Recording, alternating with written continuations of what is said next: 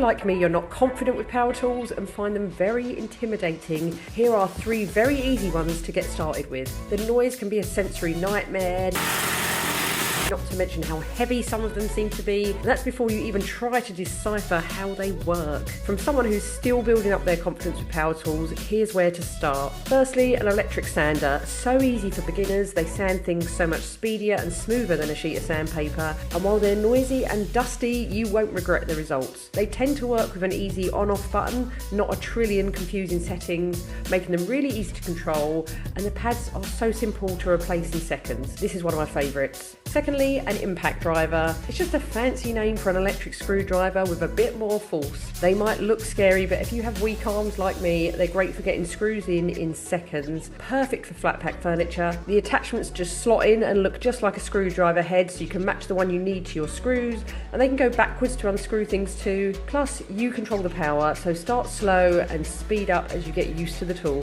And thirdly, a circular saw. If you've ever struggled with hand sawing something, then this is a great bit of kit. Most just have one setting, so it's either on or off, and you can control the speed and power at which you slice. Again, it looks scary, but it's actually very straightforward. They usually have a guide at the front too, which you can line up with pencil marks you make, so you know exactly where you're cutting, and they have safety functions built in to prevent any nasty risks. So which is your favourite?